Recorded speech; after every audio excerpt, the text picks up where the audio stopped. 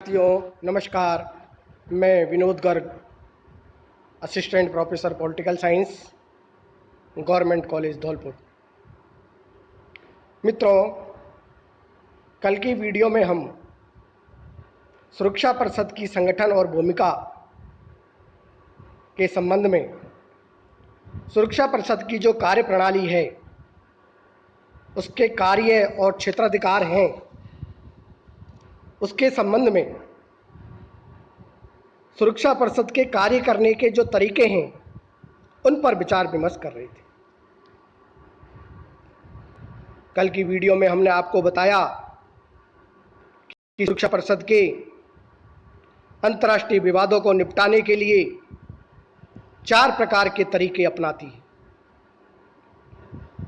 सर्वप्रथम तो वह संबंधित राष्ट्रों को आपसी वार्ता और पत्र व्यवहार के लिए प्रेरित करती है। कहने का तात्पर्य यह है, अंतर्राष्ट्रीय जगत में विभिन्न देशों के मध्य जो तनाव है, द्वेष है, मतों में भिन्नता है, आपसी शत्रुता है, इनको दूर करने के लिए सबसे पहले सुरक्षा परिषद जो उपाय अपनाती है वो संबंधित राष्ट्रों से वार्ता करने के संबंध में है। आपसी वार्ता उनके मध्य वो कराती है, पत्र व्यवहार करती है। इसके अलावा दूसरा जो तरीका है उसका, वो पंचों और मध्यस्थों के माध्यम से अथवा अंतर्राष्ट्रीय न्यायालयों के द्वारा निर्णय का सुझाव रखती है। सुरक्षा परिषद ये बताती है, कहती है, यदि 2 राष्ट्रों के मध्य कोई विवाद है, विभिन्न राष्ट्रों के मध्य कोई विवाद है, तो उसको पंचों के माध्यम से सुलझाया जाए, मध्यस्थों के माध्यम से सुलझाया जाए, अथवा अंतर्राष्ट्रीय न्यायालय ने जो निर्णय दिया है, डिसीजन दिया है, उसको फॉलो किया जाए, उसकी पालना करवाई जाए। अगर ये दोनों उपाय भी प्रभावी नहीं रहते, सक्सेस नहीं रहते, तो सुरक्षा परिषद तीसरा उपाय अपनाती है और वो दोषी राष्ट्रों के विरुद्ध आर्थिक प्रतिबंध के रूप में विभिन्न प्रकार के आर्थिक प्रतिबंध सुरक्षा परिषद के द्वारा लगाए जाते हैं ताकि उसको आर्थिक रूप से दंडित करके विवाद का समाधान किया जा सके। विद्यार्थियों, इन तीनों उपायों से भी यदि समस्या का हल नहीं होता है तो कल की वीडियो में हमने ये बताया कि आवश्यकता पड़ने पर अंतिम उपाय परिषद के पास सैनिक कार्रवाई के रूप में बचता है। संयुक्त राष्ट्र संघ के पास यद्यपि सेना नहीं है, ये भी हमने आपको वीडियो में बताया, लेकिन यूएनओ के चार्टर में इस बात का उल्लेख है कि सदस्य राष्ट्र, जितने भी यूएनओ के सदस्य राष्ट्र हैं, वो सभी सुरक्षा परिषद को जब वो मांग करे तब अपने देश की सेनाएं उपलब्ध कराए। अंतर्राष्ट्रीय जगत में शांति सेना के झंडे तले, बैनर तले सभी देश अपनी सेनाओं को उपलब्ध कराकर विश्व जगत में, अंतर्राष्ट्रीय जगत में विवादों के निपटारा करने में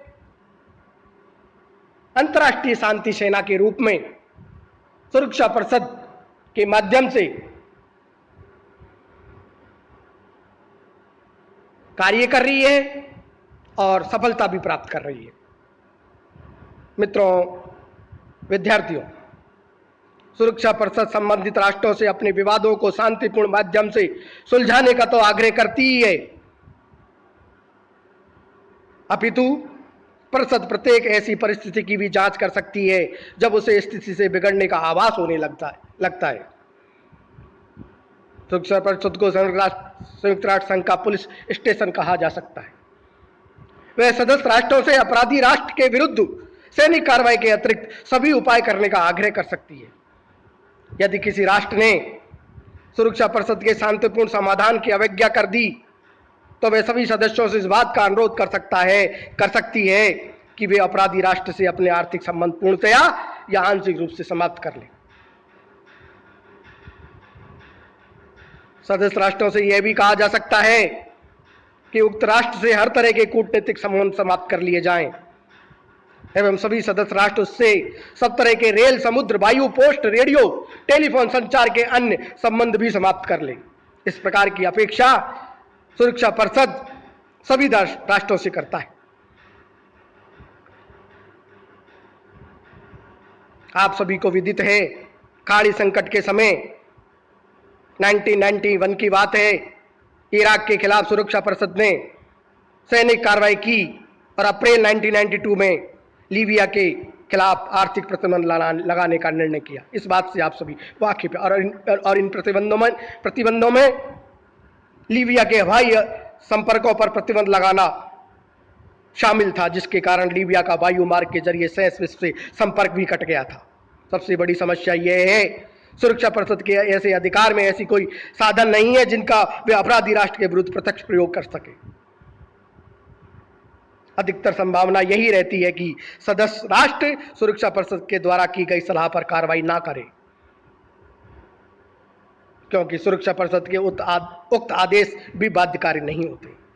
यदि कभी दुर्भाग्यवश अपराधी राष्ट्र का समर्थन कोई महाशक्ति प्रत्यक्ष या अप्रत्यक्ष रूप से कर रहा है, तो सुरक्षा परिषद की सब कार्रवाई मात्र उपदेश बनकर रह जाएगी। मित्रों, विद्यार्थियों, यदि सुरक्षा परिषद को यह विश्वास हो जाए कि शांति भंग करने वाला राष्ट्र के विरुद्ध किए गए असैनिक उपाय अपर्याप्त हैं, तो वे तुरंत जल, थल और नौसेना द्वारा कार्रवाई कर सकती है और इस तरह की कार्रवाई पूर्ण सैनिक दबाव का रूप भी धारण कर सकती है। और इसमें कोई संदेह नहीं है कि सुरक्षा परिषद का संगठन ऐसा किया गया है, यदि उसके सभी स्थायी सदस्य एकमत होकर कार्य करें तो विश्व में शांति भंग होने का भय सदैव के लिए समाप्त हो जाएगा। महाशक्तियों के बीच विरोध विचारधाराओं का अंतर है और उनके राष्ट्रीय हित आपस में इतने अधिक टकराते हैं कि सुरक्षा परिषद जो भी सैनिक शक्तियां उपलब्ध है उनका यथार्थ उपयोग होता ही नहीं है। मित्रों, विद्यार्थियों, संयुक्त राष्ट्र संघ के महत्वपूर्ण अंग सुरक्षा परिषद की कार्यप्रणाली, कार्य करने के उसके तरीकों पर विचार विमर्श करने के उपरांत अब हम सुरक्षा परिषद तथा महासभा के जो पारस्परिक संबंध है उस पर चर्चा करना चाहेंगे।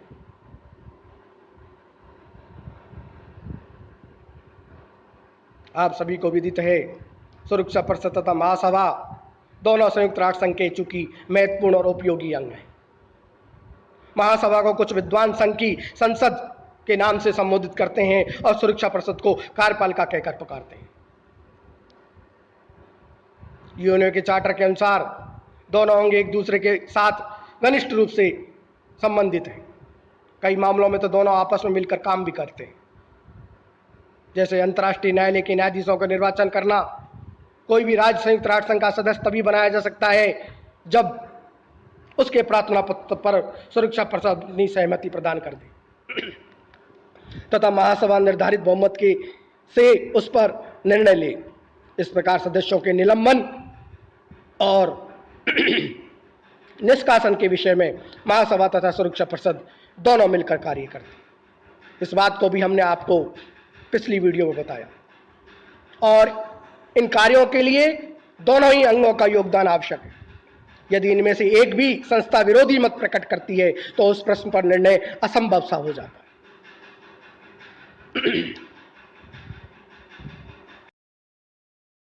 विद्यार्थियों,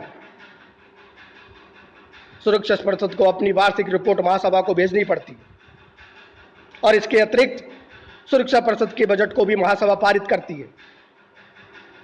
जहां तक विश्व शांति तथा सुरक्षा बनाए रखने का प्रश्न है, इसकी प्राथमिक जिम्मेदारी सुरक्षा परिषद पर ही है, परंतु सुरक्षा परिषद अपनी जिम्मेदारी पूरी करने में असमर्थ या असफल रहती है तो महासभा इस विषय में कार्रवाई भी कर सकती है।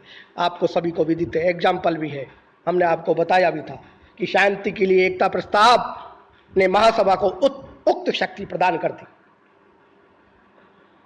संक्षेप में हम ये कह सकते हैं कि संयुक्त राष्ट्र संघ अपने उद्देश्यों को तभी प्राप्त कर सकता है जबकि महासभा तथा सुरक्षा परिषद एक दूसरे के साथ सहयोग करे, मिलकर कार्य करे और मिलकर अंतर्राष्ट्रीय संकटों का निवारण करने में अपनी भूमिकाओं को अदा करे। मित्रों, विद्यार्थियों,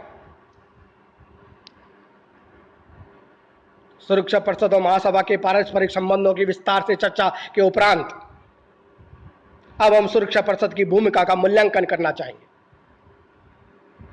बड़े राष्ट्रों ने सुरक्षा परिषद को अपने राजनीतिक स्वार्थों की पूर्ति के लिए औजार की तरह प्रयोग किया, इस बात से आप वाकिफ हैं। कुछ विद्वानों का मत है कि सुरक्षा परिषद शक्तिशाली राष्ट्रों के हाथों में खिलौना मात्र है। आजकल तो महाशक्तियों का सहारा पाकर सदस्य राष्ट्र सुरक्षा परिषद के निर्णयों की अनसुनी कर देते हैं। बड़े राष्ट्रों की इच्छा के विपरीत किसी भी तरह का निर्णय वहां संभव नहीं है, और जिससे यह स्पष्ट हो जाता है कि सुरक्षा परिषद का निर्णय वीटो संपन्न राष्ट्रों के मध्य ही टिका हुआ है। सुरक्षा परिषद की सफलता में उसकी शक्तिहीनता भी बाधक है। उसके पास अपनी कोई फौजी शक्ति नहीं है। सुरक्षा परिषद के निर्णयों का आज अनेक राष्ट्र सम्मान नहीं करते। एक बड़े राष्ट्र उसकी अपेक्षा करते हैं, और ऐसी स्थिति में संयुक्त राष्ट्र संघ की महासभा का प्रभाव बढ़ना और अनिवार्य तथ्य हो गया है। महासभा के पास कोई भी स्पष्ट शक्ति तो नहीं है, परंतु वे विश्व की संसद का स्वरूप धारण करती जा रही है।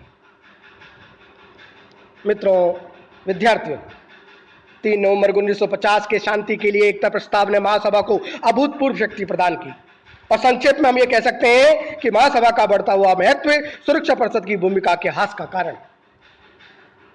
मित्रों, विद्यार्थियों, सुरक्षा परिषद की भूमिका के मूल्यांकन के संबंध में ही मैं आगे आपको ये बताना चाहूंगा कि सुरक्षा परिषद की जो स्थायी सदस्य संख्या है उसमें पर्याप्त रूप से विस्तार किया जाना चाहिए, और ब्राजील, जर्मनी, जापान और भारत को सुरक्षा परिषद की स्थायी सदस्यता को दिया जाना चाहिए। भारत इसका प्रबल दावेदार है। तब जाकर ही सुरक्षा परिषद कुछ जो 5 देश हैं, ब्रिटेन, रूस, अमेरिका, फ्रांस, इन देशों के हाथ में जो सुरक्षा परिषद की वीटो पावर है, और चाइना, इन 5 देशों के हाथ में जो वीटो पावर है, वो वीटो पावर की शक्ति निकलकर भारत जैसे, जर्मनी जैसे, जापान जैसे और ब्राजील जैसे देशों के हाथों में विश्व का निर्णय करने के लिए पहुंच सकेगी। इसलिए मेरा ये मानना है कि सुरक्षा परिषद की जो स्थायी सदस्य संख्या है उसको वर्तमान परिस्थितियों में को देखते हुए, वर्तमान देशों की समस्याओं को देखते हुए, गरीब राष्ट्र और नवोदित जो राष्ट्र हैं, विकासशील जो राष्ट्र हैं, उनकी समस्याओं को, उनकी गरीबी को देखते हुए विस्तार किया जाना चाहिए, और विस्तार के उपरांत ही हम संपूर्ण विश्व में वास्तविक लोकतंत्र, अधिकार, स्वतंत्रता और न्याय की स्थापना कर सकेंगे। मित्रों, विद्यार्थियों, इस प्रकार से सुरक्षा परिषद की जो भूमिका है उसका हमने मूल्यांकन करने का प्रयास किया, और अगली वीडियो में हम इसका जो तीसरा अंग है, न्यास परिषद, उसकी संगठन और भूमिका पर चर्चा करेंगे, और न्यास का जो सिद्धांत है वह कैसे आया, क्यों आया, और न्यास परिषद के क्या उद्देश्य हैं, न्यास पद्धति का क्या इतिहास है, इस पर चर्चा करेंगे। तब तक के लिए धन्यवाद।